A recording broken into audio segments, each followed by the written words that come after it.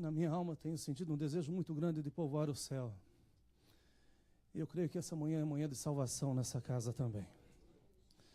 Vamos ler a partir do versículo de número 30, capítulo 10 de Lucas, do versículo 30 até o 37. E diz assim: E respondendo Jesus disse: Descia um homem de Jerusalém para Jericó, e caiu nas mãos dos salteadores, os quais o despojaram, e espancando-o se retiraram, deixando-o meio morto. E ocasionalmente descia pelo mesmo caminho certo sacerdote, e vendo-o passou de largo. E de igual modo também um levita, chegando àquele lugar e vendo-o, passou de largo. Mas um samaritano, que ia de viagem, chegou ao pé dele e, vendo-o, moveu-se de íntima compaixão. E, aproximando-se, atou-lhe as feridas, aplicando-lhes azeite e vinho. E, pondo-o sobre a sua cavalgadura, levou-o para uma estalagem e cuidou dele.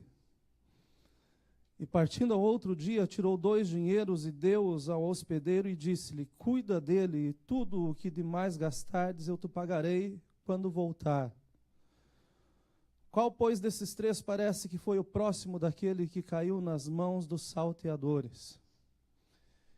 E ele disse: O que usou de misericórdia para com ele. E disse, pois, Jesus: Vai e faze da mesma maneira. Senhor, nós estamos diante da Tua palavra santa. E o nosso desejo é ouvir a Sua voz e a Sua voz somente. E eu peço que Teu Espírito Santo, nesse momento, torne, Senhor, as nossas mentes cativas, Senhor, a Tua palavra. E que nesse tempo, Senhor, que nós vamos ouvir a Tua voz, Senhor, seja feita a Tua vontade em nossas vidas. Traz a transformação necessária, a convicção necessária, Senhor, nessa manhã, pela Tua palavra que será profetizada nessa casa. Nós falamos da palavra desta profecia.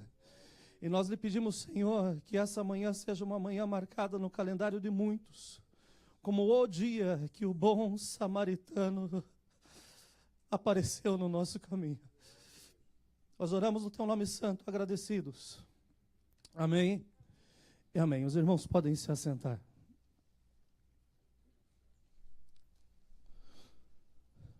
Glória a Deus.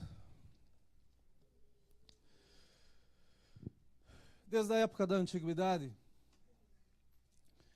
que se compreende desde a invenção da escrita até a queda do Império Romano, existiam 2 escolas teológicas que eram presentes e ainda são muito relevantes. Era a escola de Antioquia, que foi também o primeiro lugar onde os crentes foram chamados de cristãos pela primeira vez, os pequenos cristos. Essa escola teológica, ela defendia alguns pontos interessantes, e um deles era que a palavra ela deveria ser interpretada pela escrita. Algo ruim nessa escola é que eles entendiam que Cristo só teve a sua identidade divina a partir do momento do seu batismo, quando ouviram a voz do céu. Então, sim, ele parou de ser homem e ele se transforma em Deus. Essa escola é uma escola interessante para ser estudada e que está no nosso meio por muitas vezes, por muitas coisas que nós escutamos.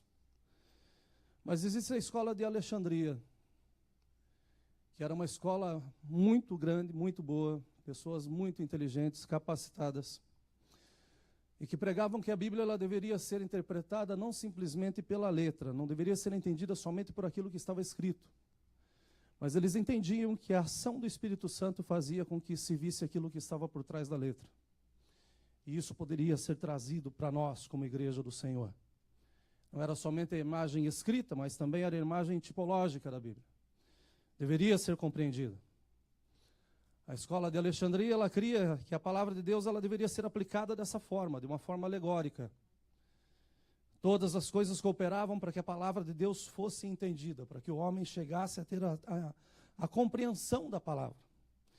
E eles entendiam que Jesus Cristo era 100% homem, mas também 100% Deus. que o sangue de Jesus vertido na cruz do Calvário foi suficiente, não foi necessário nada mais, a não ser o sangue de Jesus, para lavar as nossas vidas, nos colocar em pés, restaurar a nossa vida e nos dar a comunhão com Deus, não como um amuleto, mas como algo que era necessário, o sangue do Cordeiro imaculado para restaurar a vida de pecadores e trazer uma vez a mais a comunhão com um Deus que é santo e exige do seu povo santidade. Essa escola, ela influencia muito a minha vida, a minha formação como cristão. A maturidade cristã, ela foi formada, está sendo formada, e essa escola, ela fala muito forte no meu coração. Eu me vejo muito próximo a essa escola de Alexandria, porque eu creio que a palavra do Senhor não é simplesmente para ser interpretada, porque qualquer um pode ler e fazer a interpretação do texto e dizer isso é suficiente. Mas eu creio que a palavra tem que ser acompanhada do doce Espírito Santo.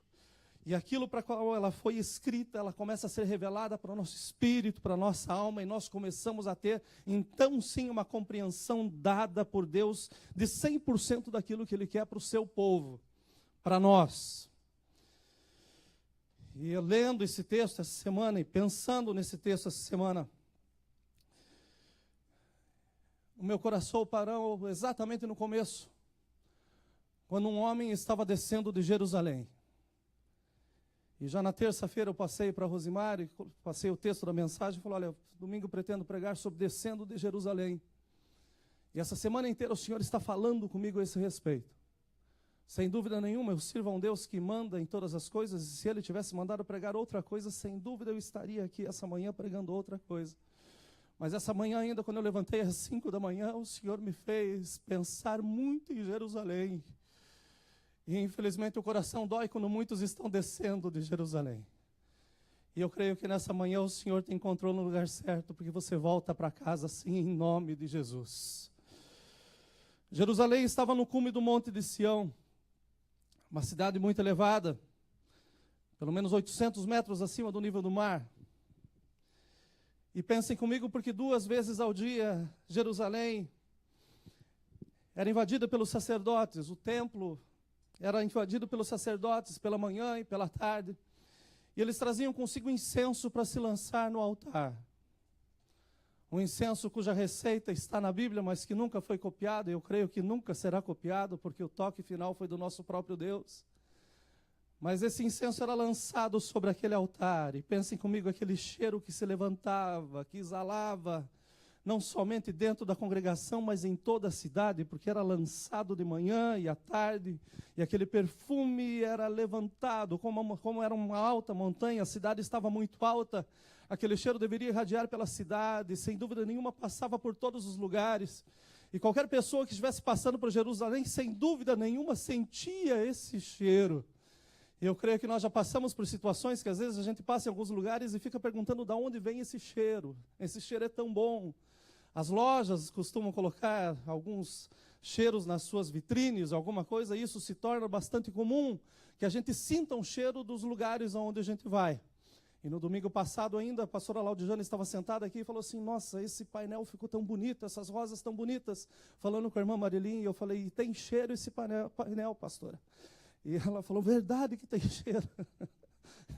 Mas eu não consegui sustentar a minha mentira, eu achei muito ruim ela chegar e cheirar o painel. Então eu mudei a ideia ali mesmo.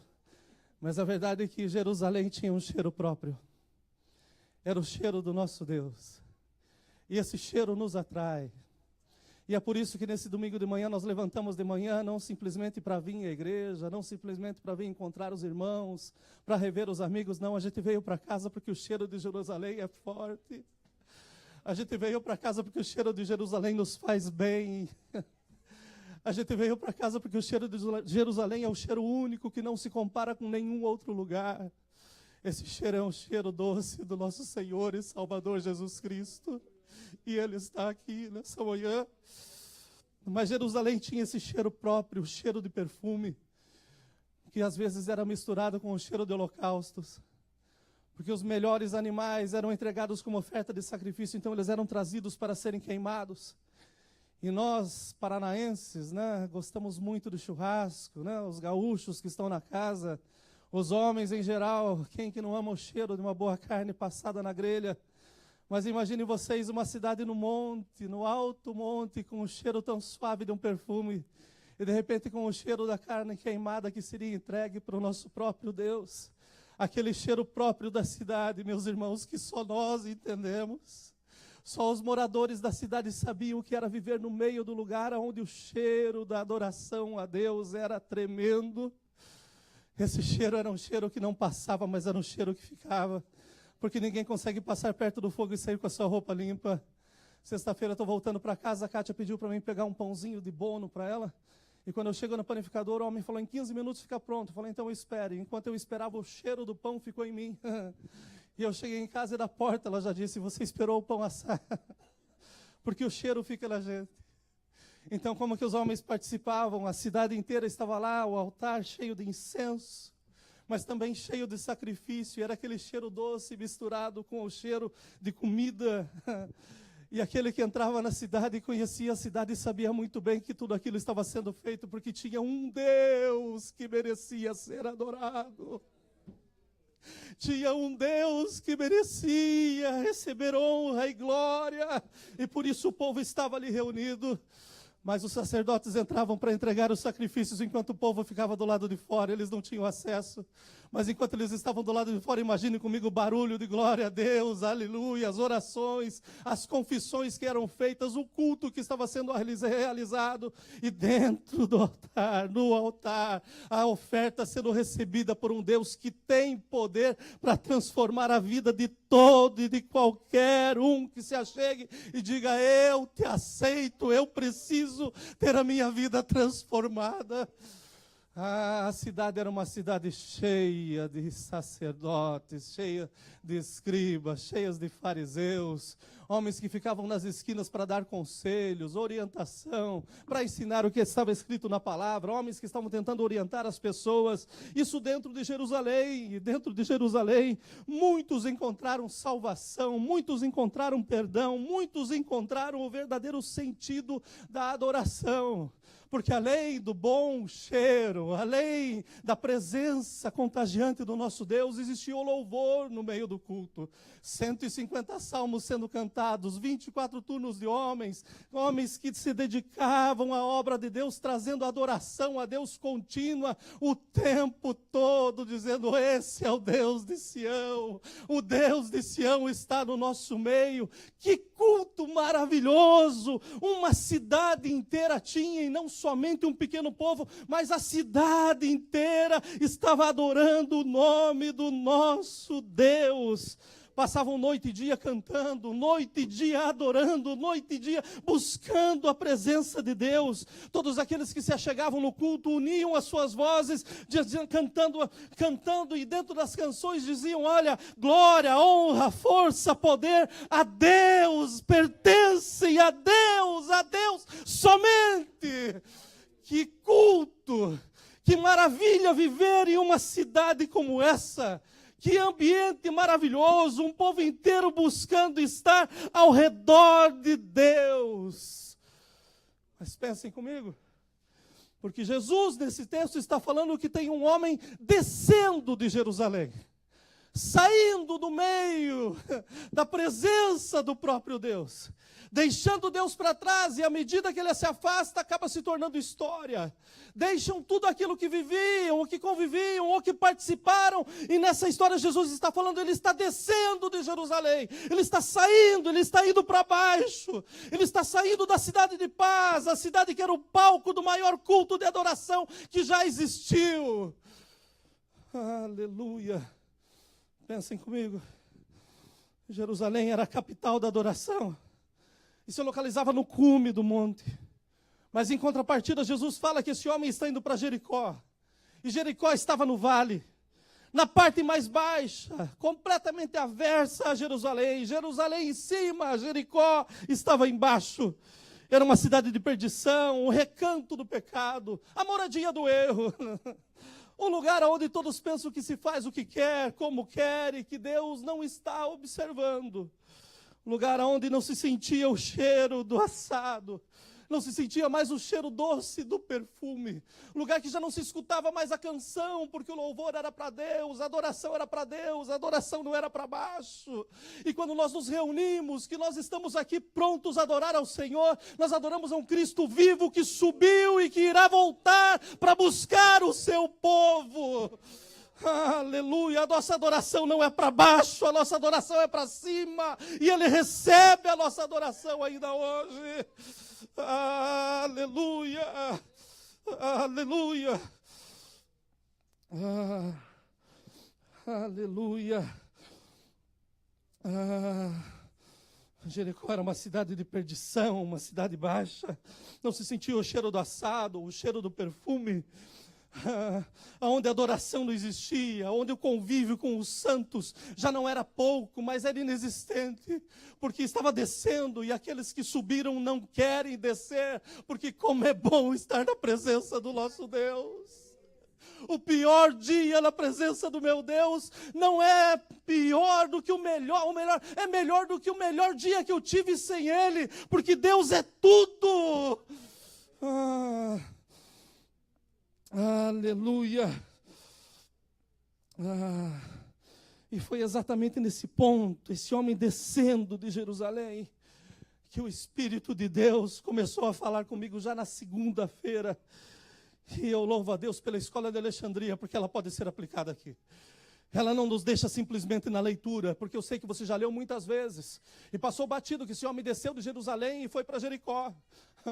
Você já leu muitas vezes, mas você nunca parou para mergulhar nessa passagem e entender o que aquele homem estava deixando para trás, e aquilo que ele estava vendo na sua frente. Mas deixa eu te lembrar nessa manhã que tem um homem que conhece Jerusalém, mas que ele desce em qualquer lugar do mundo para te colocar em pé de novo e dizer: olha, não tema, porque eu te ajudo. Aleluia. Aleluia. Lendo o texto, nós somos lançados a duas variantes, meus irmãos. É uma bifurcação com dois caminhos que são paralelos, e não são opostos, são paralelos. Porque o homem que descia de Jerusalém, sem dúvida nenhuma, ou ele era habitante de Jerusalém, ou era visitante de Jerusalém. Ou ele morava ali, ou ele estava passando por ali. Mas a verdade é que ele chegou em Jerusalém. Aquele que habita em Jerusalém, ele é familiar com todos os seus caminhos. Nós conhecemos a nossa cidade. E se alguém vier pedir informação para nós, sem dúvida nenhuma, nós vamos dar informação para ele, porque nós conhecemos a nossa cidade. Então, aquele que habita tem que conhecer a sua cidade. Aquele que habita, ele conhece os eventos, ele conhece o calendário da cidade. Ele sabe da agenda da cidade, ele sabe aquilo que vai passar com a cidade. Ele conhece os seus vizinhos, ele chama seus vizinhos pelo nome. Ele sabe os trajetos a serem evitados na hora do rush. Ele diz assim: olha, por aqui eu não posso ir porque esse caminho está congestionado. Mas é porque ele habita no lugar, ele conhece o lugar. Eles crescem em meio ao seu povo, eles comem da mesma comida, partem do mesmo pão, eles bebem do mesmo cálice. Eles são familiares, eles se conhecem por quê? Porque eles moram, eles são habitantes naquele lugar. Já aqueles que visitam Jerusalém, eles precisam ser informados dos caminhos. E de vez em quando nós encontramos turistas na nossa cidade, em que nós também somos turistas. Porque a minha casa não é aqui, a minha casa é Canaã, eu estou indo para casa. Eu passo por aqui, eu estou por aqui. Eu não sou Tampa, eu estou em Tampa, eu sou Canaã, meu rei é o Senhor Jesus, eu estou indo para casa. Mas quando passam os turistas e nos perguntam o caminho, nós temos que informar o caminho. E a verdade é que aqueles que visitam Jerusalém também precisam ser informados do caminho. Eles precisam conhecer os eventos, eles precisam saber da agenda, eles precisam se tornar familiarizados com o trabalho, com aquilo que acontece na cidade. Eles são pegos sorrateiramente, às vezes, pelos engarrafamentos da vida. E eles buscam em Jerusalém a saída desses engarrafamentos.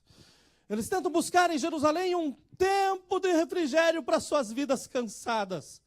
Olha, nós vamos para Jerusalém, eu vou subir o monte, eu vou subir porque eu quero ver o meu Deus. E olha, quando eles viam Deus, sem dúvida nenhuma, eles voltavam para casa com os seus corações cheios da presença do Senhor. E nós sabemos que existem muitos visitantes que passam em Jerusalém. e que saem com a sua vida completamente cheia, e daí eles esperam esvaziar até a hora de voltar novamente. E se essa é a tua condição no dia de hoje, deixa eu te dizer que o Senhor quer te encher definitivamente. Ele quer ser o Senhor da sua vida, sarando a sua terra. Ele quer permanecer com você todos os dias da sua vida. A questão é que é preocupante quando o habitante ou o visitante descem para Jericó. Porque os dois têm em suas vestes o cheiro de Jerusalém. É impossível alguém passar por Jerusalém e não ter esse cheiro. Não ser contaminado, de certa forma, pelo doce perfume. Ainda que as suas vestes não sejam trocadas, mas uma vez que você passou por Jerusalém, a semente foi plantada. E eu lembro muito bem que, crescido num lar evangélico, eu não sou neto de Deus, graças a Deus eu tive o meu encontro pessoal com o Senhor Jesus. Então eu sou filho de Deus por isso, e não neto por causa dos meus pais. Mas nesse meu encontro, um dia eu estava na rua e fui beber com uma pessoa, e quando eu peguei a garrafa de pinga na mão, ele olhou para mim e falou assim, mas até crente bebe. Ele falou, agora eu estou feio. E daí eu fiquei pensando, eu falei, meu Deus do céu. Deus, eu estou muito sujo para estar perto dele, e o diabo está falando que eu estou muito limpo para estar perto também. Que situação eu estou? Mas a verdade é que aquele que passa em Jerusalém fica com o cheiro na veste. E por mais que você tente se camuflar, pode ter certeza absoluta, o mundo te reconhece, o mundo sabe. E é por isso que você não se sente em paz, você não consegue se colocar em lugar nenhum, porque o teu lugar não é outro a não ser na presença do Altíssimo Deus. Ele te aceita da forma como você é, e Ele diz, olha, vem como está, e deixa que o meu Espírito trabalhe na sua vida a ponto de você ser transformado. Lamentavelmente, o cheiro das vestes nessa trajetória não serve como repelente. Tem gente que pensa que passou uma vez em Jerusalém e daí está livre. O cheiro de fumaça vai fazer com que nada se aproxime, nada chegue perto. E sem dúvida nenhuma, quando você está andando na sua vida, você vai cair nas mãos dos salteadores.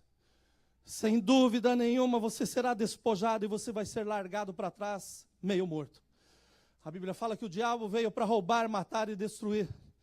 Não pense que o diabo te convença a deixar os caminhos do Senhor porque ele quer ter uma amizade com você, porque ele quer andar do teu lado. Não, ele quer destruir a tua vida. Ele quer acabar com você. Mas muito antes que ele se levantasse, o nosso Deus já estava em pé, dizendo, eu tenho poder para desfazer todas as coisas. Ainda que inconscientemente, independente de ser habitante ou visitante, quando se desce de Jerusalém, chega um momento da vida em que se clama por misericórdia. E daí eles vêm de longe, parece que uma luz no fim do túnel, foi isso que nós lemos aqui. Ocasionalmente um sacerdote vindo pelo mesmo caminho. E hoje em dia o mundo está cheio de sacerdotes. O que está faltando são homens de Deus. Hoje em dia o mundo está cheio de pessoas que se dizem ser, mas se esqueceram de quem realmente é. E por esse motivo muitas pessoas estão colocando seus olhos no homem, sendo que o homem não pode resolver nada. Nós devemos colocar os nossos olhos em Jesus, que é o autor e o consumador da nossa fé. Se nós não queremos ser traídos, se nós não queremos nos sentir prejudicados, se nós não queremos nos sentir frustrados, nós não devemos olhar para os sacerdotes, mas nós devemos olhar para Jesus. Para Jesus, não tem outro. O sacerdote era um líder religioso da nação de Israel. O sacerdote e a santidade deveriam ser inseparáveis. Eles deveriam estar juntos o tempo todo. Porém, a natureza pecaminosa dos sacerdotes permitiu que a corrupção entrasse no ofício ordenado por Deus. E nós vemos na palavra que muitos se corromperam. Muitos têm colocado sua esperança hoje em dia em pseudos sacerdotes. Odiernos e presta causa estão sendo deixados em meio ao caminho, porque te sugam, tiram o melhor que você tem, e quando você já não tem mais nada, você é esquecido. Você já não serve muito, você está aí. E eu creio que muitos de nós conversamos com pessoas que foram largadas por esses sacerdotes, e que daí querem dizer que Deus é o culpado, e Deus não é o culpado. Deus é o único que pode mudar a sua vida. A verdade é que o homem tomou o lugar de Deus, se impôs como sendo Deus, tentou tratar a sua casa, a sua família, orientar você de uma forma. Mas Deus é aquele que te conhece por dentro e por fora. Deus é aquele que te formou no ventre da sua mãe, sabe melhor de você do que você mesmo. A Bíblia diz que Ele conhece até os fios de cabelo que nós temos na nossa cabeça. Então nós não precisamos confiar em homens, nós devemos confiar em Deus, porque a sua palavra não volta vazia, porque Deus não mente, Deus não se atrasa, Deus sabe a hora certa. Hoje é o dia para que você reconheça que é somente Deus. Esses sacerdotes que te tiram, a Bíblia fala que viriam muitos, né, que sugariam o sangue, a lã e a gordura, o melhor da ovelha. Hoje em dia estão tirando o sangue, se puder estão tirando o tutano, sugando de canudinho, fazendo com que as ovelhas sofram e padeçam. Mas tem o bom pastor, e a voz do bom pastor nós conhecemos. Nós sabemos o quanto Ele nos ama. Nós não precisamos ficar inventando moda, olha, nós não precisamos ficar inventando jeito para chegar diante de Deus. O sacrifício de Jesus foi suficiente para perdoar as nossas vidas. Não precisamos ficar criando os atos, maneiras proféticas de encontrar a Deus, de se chegar a Deus, não. A forma de se chegar a Deus é dobrando o seu joelho e dizendo: Senhor, fala comigo, e Ele fala com você. Esse homem meio morto no caminho, eu tenho que entender que ainda na sua razão, talvez ele estivesse gemendo e dizendo: preciso de ajuda, e o bom samaritano estava chegando perto dele. Se sente traído pelos sacerdotes, se sente acabado de tantas frustrações, de tantas promessas, tantas coisas que não se cumpriram. Deixa eu te lembrar que o sumo sacerdote está chegando. Deixa eu te lembrar que o bom pastor, o bom samaritano está a caminho para mudar a sua vida completamente. Glórias ao teu nome, Senhor. Glórias ao teu nome. Sacerdotes que tiram tudo o que você tem, te enchem de promessas que não são cumpridas, e daí no final olham para você e dizem assim: eu não tenho nada a ver com você, eu não tenho nada para fazer por você, esse problema não é comigo, não tem nada a ver com a minha vida, eu sou muito santo, eu estou muito alto, eu não posso te encostar, eu não posso me envolver com você. O Deus que nós servimos, meus irmãos, Ele se envolve com todos. Alguns dizem que o nosso Deus, Ele não se envolve com pecador. Eu não me lembro que quando eu aceitei a Jesus eu estava santo. Eu não me lembro que quando você aceitou a Jesus você estava num estado de limpeza, de pureza, não. O nosso Deus, Ele é suficientemente bom e Deus para chegar a qualquer um como está e com o seu toque de amor fazer com que se coloque em pé e tenha uma vida em abundância. Aleluia. O problema é que quando o sacerdote passa e te deixa quase morto no caminho, muitos pensam que foi Deus que fez isso. E daí se tornam avessos à graça, pensando que ser crente é o mesmo que ser religioso. E daí nesse ponto Jesus adiciona que pelo mesmo caminho vinha um levita. Então o sacerdote não foi suficiente. Eu creio que aquele que estava ouvindo a história de Jesus pensou: agora o levita vai ser o próximo. E foi o próximo a olhar aquele homem meio morto no caminho e também seguir o seu caminho adiante. O levita também ouviu e passou de largo. O levita eram os descendentes de Levi. Eles auxiliavam os sacerdotes no sistema cultural da nação de Israel. Os levitas tinham o cheiro da fumaça. Eles tinham o cheiro do perfume. A sua função fazia com que eles estivessem próximos do tabernáculo o tempo todo. Eles não receberam porção terrena na partilha da terra prometida, porque eles entendiam que a sua porção era o Senhor. Não tem algo maior do que o próprio Deus na vida. Não tem nada maior do que o próprio Deus na vida. E esse era o sentimento no coração do levita. A minha porção é o Senhor. Já imaginaram como que era o louvor nesse culto? com homens que não estavam apegados a nada, a não serem Deus. Cantando aqui, mas dizendo assim, eu queria estar aí. Eu queria estar na tua presença. Eu queria que esse último louvor aqui fosse o primeiro aí. É esse que eu tenho para te entregar. Os levitas eram separados em 4 classes, meus irmãos. Aqueles que eram assistentes dos sacerdotes no trabalho do santuário. Esses eram aqueles que tinham o cheiro mesmo em si. Eram aqueles que não tinham como sair na rua e dizer assim, olha, esse daí não é um levita não. Porque o cheiro estava impregnado. Tinham aqueles que eram juízes e escribas. Tinham os porteiros. Mas tinham também os músicos. Durante o longo período da história do Antigo Testamento, nós olhamos e nós vemos que os levitas oscilaram entre o fervor e o esfriamento em sua devoção a Deus.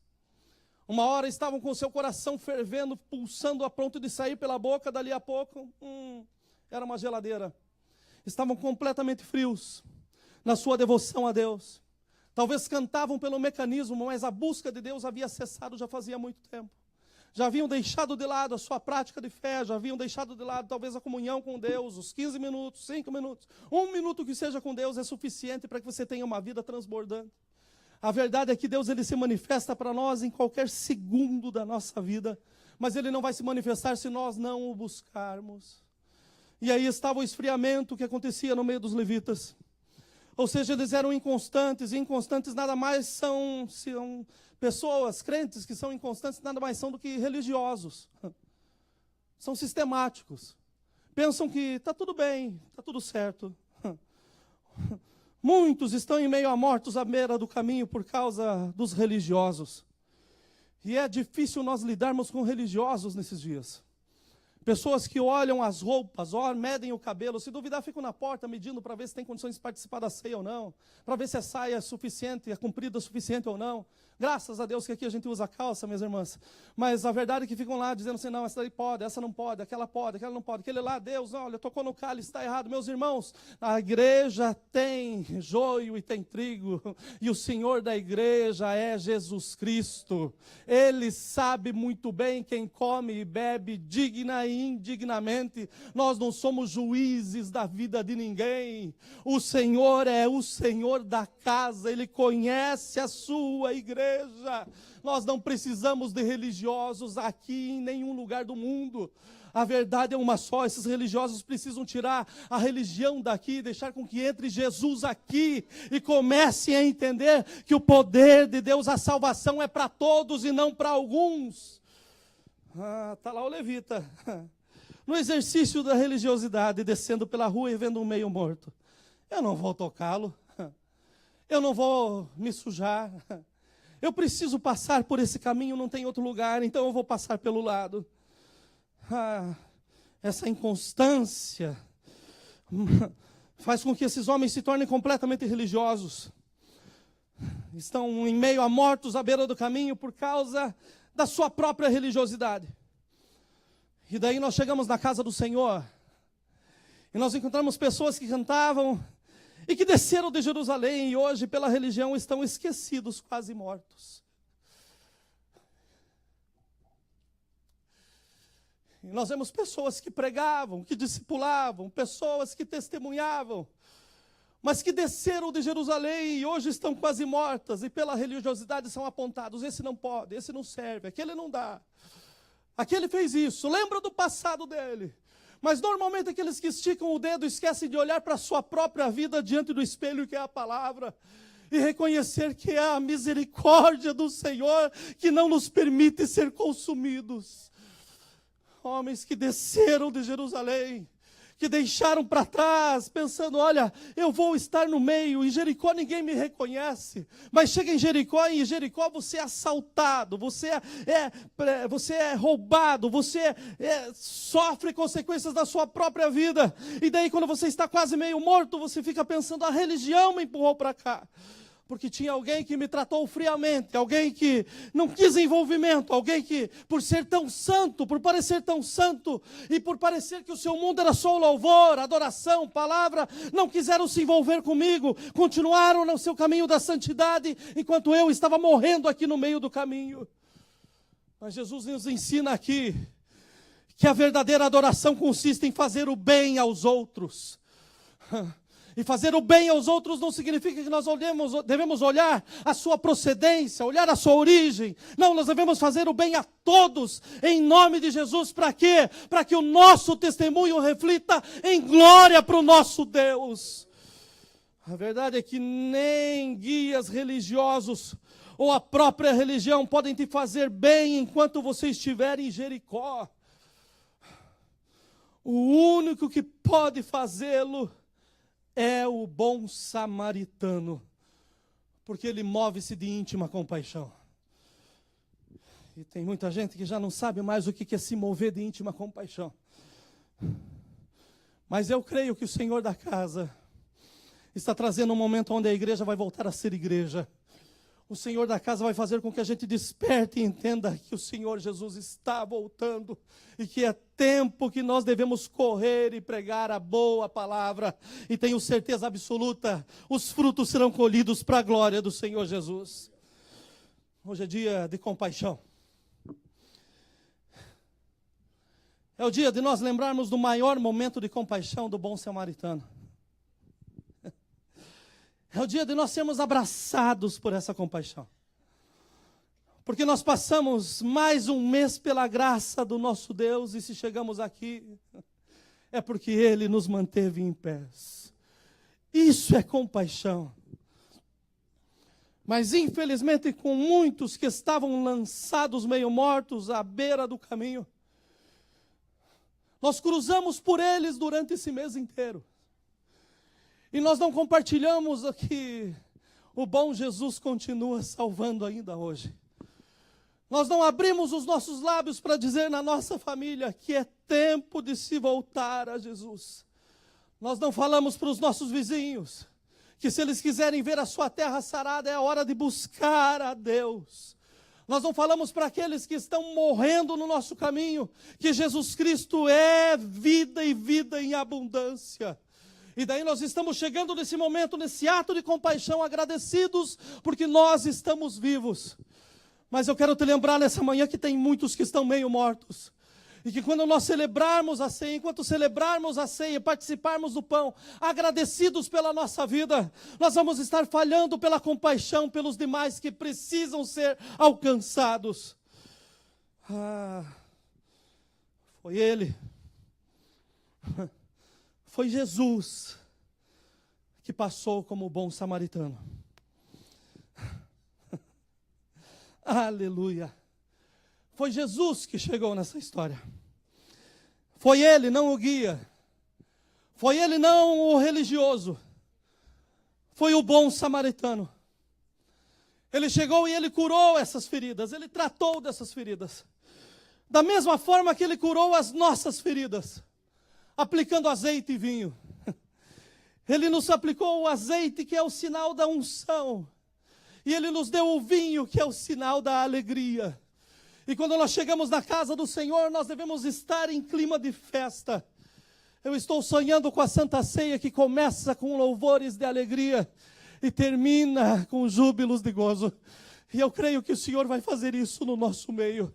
Porque é tempo de nós celebrarmos ao Senhor muito mais do que cantarmos.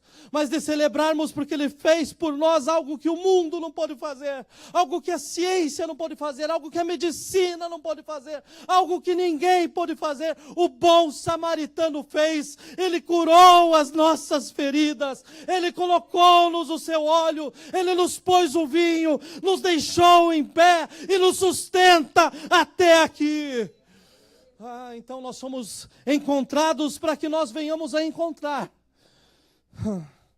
Nós somos resgatados para que nós venhamos a resgatar. Tem um ditado que diz que é onde há fumaça há fogo.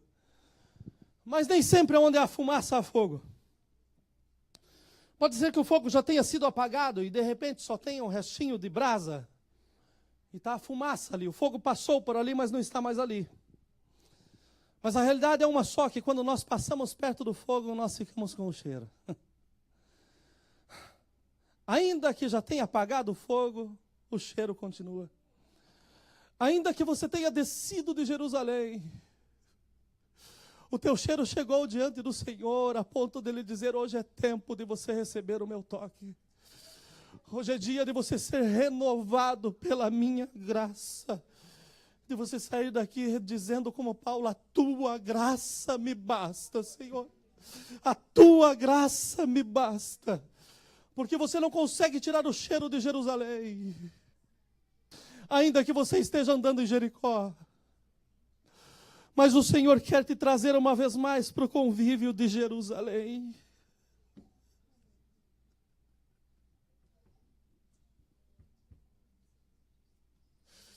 Porque o perfume que está em você pertence a Jerusalém. O cheiro das tuas vestes é o cheiro de Jerusalém.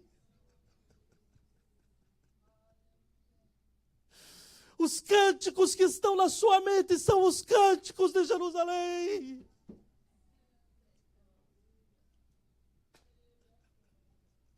Não importa onde você tem passado, o que importa é que você volte para casa hoje.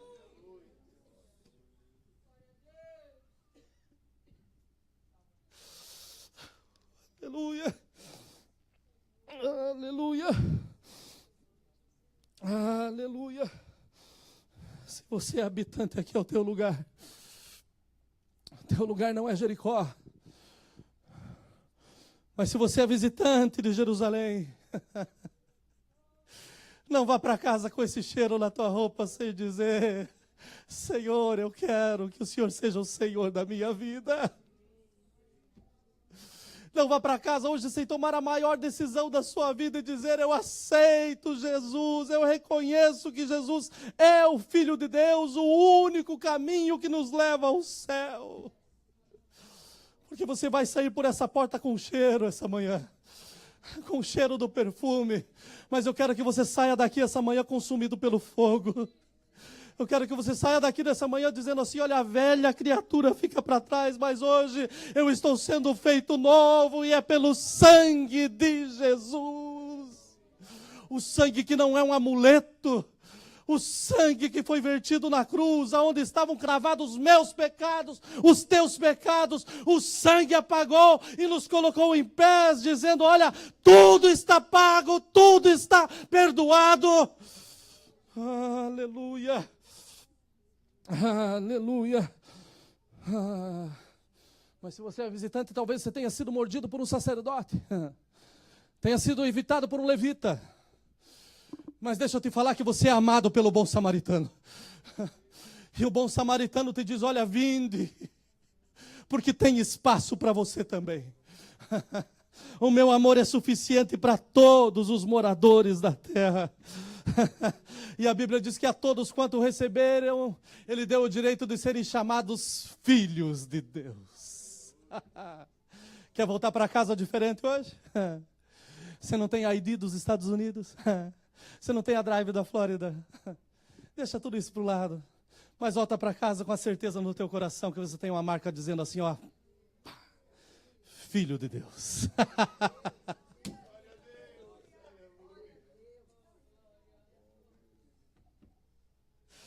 Aleluia. Aleluia.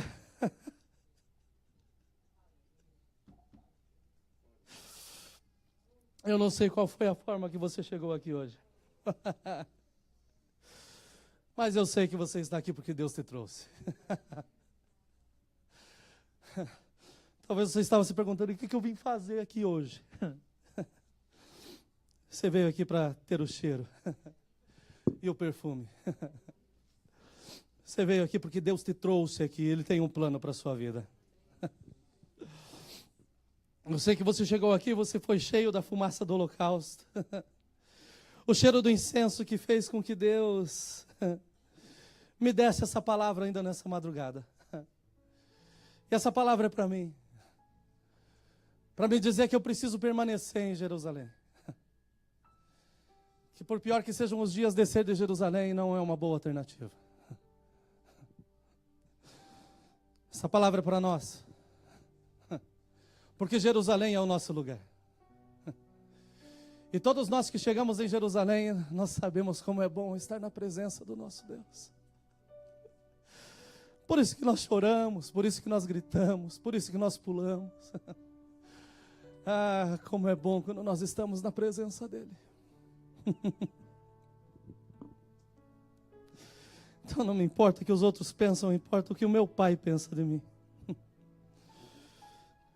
Mas daí você chega nessa casa. E eu não sei se você é habitante ou é visitante. E como eu disse, eu sei que o bom samaritano está aqui. E ele sentiu o teu cheiro. E ele te ama. Talvez em sua mente você sinta-se desqualificado, indigno. Tanto amor assim para mim. Jesus não fala por que esse homem desceu de Jerusalém. Mas ele fala que o bom samaritano, ele se moveu de íntima compaixão. E se movendo de íntima compaixão, ele parou. E ele pega esse homem, ele trata as suas feridas, ele passa óleo, ele passa o vinho. E ele leva esse homem para uma estalagem. E nessa estalagem esse homem ia encontrar cuidado. Você parou nessa estalagem hoje?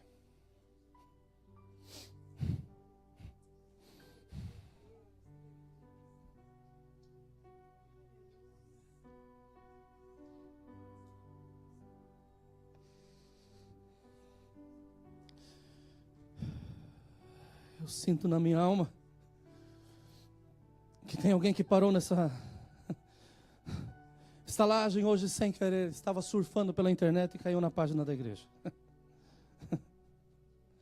E aí, exatamente onde você está sendo envolvido pelos braços do Senhor Jesus, que te diz: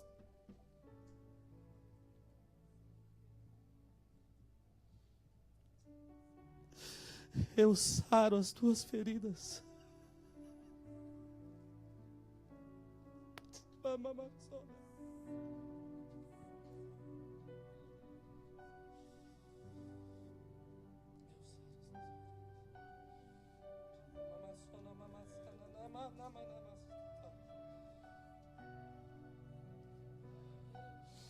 Eu saro as tuas feridas. Eu saro as tuas feridas. E eu te dou a minha paz.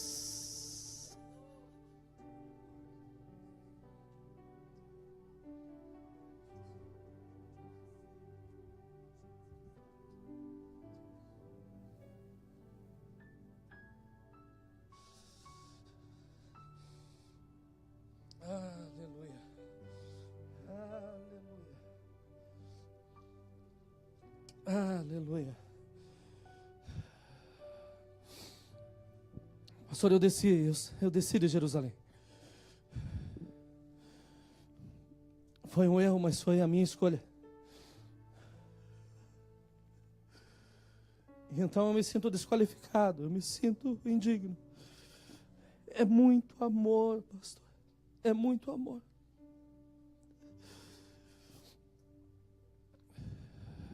E daí o inimigo faz tentar você crer em você mesmo, que você não é digno.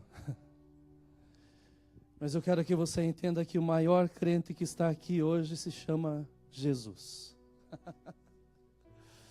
Ele é muito mais crente do que eu e você. Ele é muito mais crente do que todos nós juntos. Porque ainda que nós não creamos em nós mesmos, Ele não vira o seu rosto de nós.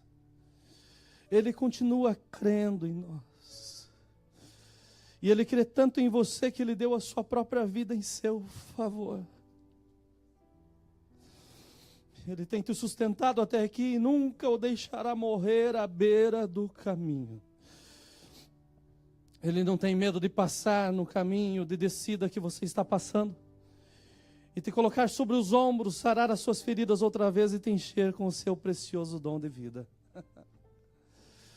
Hebreus 4, 15 e 16. Aqui eu termino. Diz assim: porque não temos um sumo sacerdote que não seja capaz de compadecer-se das nossas fraquezas. Mas nós temos o sacerdote supremo, que a nossa semelhança foi tentado de todas as formas, porém sem pecado. Portanto, acheguemo-nos com toda a confiança ao trono da graça, para que recebamos misericórdia e encontremos o poder que nos socorre no momento da necessidade. Você desceu de Jerusalém?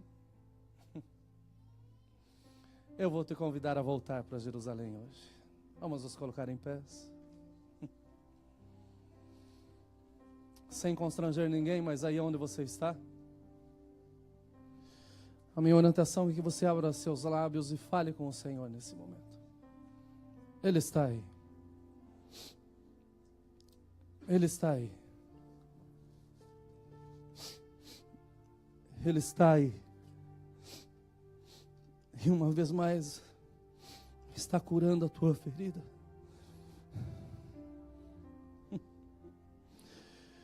Para que você que parou de cantar, comece a cantar uma vez mais.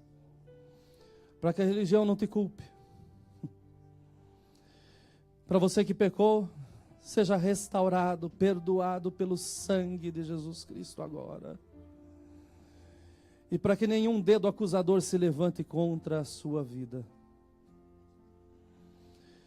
Para você que ministrava e que pensou que estava tudo acabado. A boa notícia é que acaba de começar novamente. O Senhor está te levantando pela tua mão e dizendo: não tema, porque eu te esforço.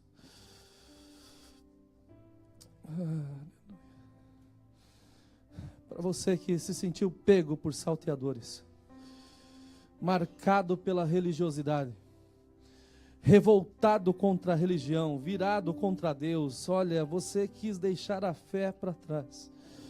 Mas hoje, com amor e compaixão, o Senhor te olha e abre seus braços dizendo: eu estou te esperando.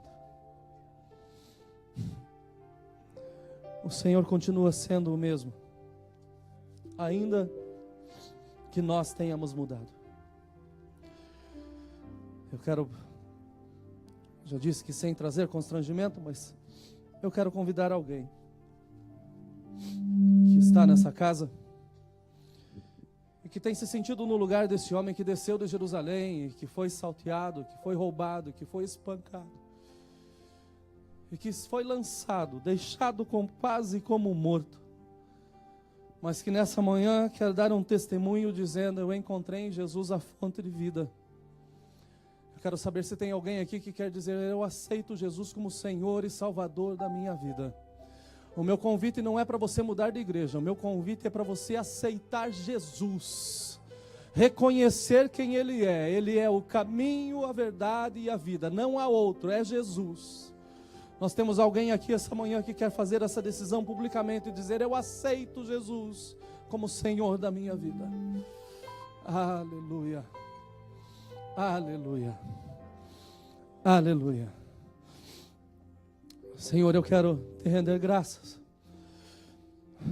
porque a tua palavra ela não é lançada, Senhor, ao regaço, ela não é lançada ao vazio. A tua palavra ela tem um propósito, Senhor, ela nasce em nossos corações, mas ela já era realidade em ti. E eu quero te agradecer por ter confiado, Senhor, a minha vida nessa manhã, essa palavra, uma palavra tão simples, Deus, mas que sai dos céus. E o mais simples que vem do céu, Senhor, é muito melhor do que o melhor que há na terra. Então eu te agradeço por esse tempo, eu te agradeço, Senhor, porque o Senhor está trabalhando no nosso meio. Eu te agradeço, Senhor, porque nós temos, Senhor, o cheiro de Jerusalém. Eu te agradeço, Senhor, porque nós estamos reunidos como igreja e o Senhor é a cabeça. Senhor, em nome de Jesus eu peço, Senhor, que o Senhor confirme os votos que estão sendo feitos agora. Senhor, aqueles que estão pedindo perdão pelos seus pecados e dizendo: Senhor, reina na minha vida, toma conta da minha vida. Senhor, recebe, Senhor, a cada um. E com íntima compaixão, Senhor, ajuda-nos, Senhor, como igreja, a firmar-nos os pés, Senhor, daqueles, Deus, que estão vacilando, Senhor, no meio do caminho. Senhor, que nós não sejamos religiosos, mas que nós sejamos amorosos, de acordo com a Tua palavra. E que nós vivamos, Senhor, essa íntima compaixão que moveu o bom samaritano. Move-nos, Senhor, em amor, Senhor. E em todo o tempo recebe honra, glória e louvor. Nós te agradecemos, Senhor, por esse tempo no nome amado do nosso Senhor e Salvador Jesus Cristo. Amém e amém. A escola de Alexandria é uma riqueza, porque ela nos permite ver algo maravilhoso, um detalhe pequeno que está aqui. Porque o bom samaritano leva, trata das feridas, coloca o homem sobre a sua cavalgadura e leva-o para a estalagem e cuida dele. Mas no próximo dia ele parte, e quando ele parte, ele deixa dinheiro, ele deixa 2 dinheiros. E ele dá ao hospedeiro e ele diz assim: olha, cuida dele. E tudo o que demais gastares eu te pagarei quando eu voltar. O dinheiro era o salário de um dia. Na cabeça do homem, do bom samaritano, ele voltaria em 2 dias. Mas ele falou: olha, se passar um pouquinho, você deixa que na volta eu pago. A Bíblia diz assim: porque para Deus um dia é como, e 1000 anos é como. Nós já estamos no ano de 2017. Eu acho que os 2 dinheiros já acabaram. O Senhor tem cuidado de nós. Mas Ele vai voltar rápido e prontamente. E assim que Ele voltar, Ele paga a diferença. E nós, como igreja do Senhor, estaremos reunidos para sempre, glorificando o Seu santo e precioso nome. Que Deus nos abençoe em nome de Jesus.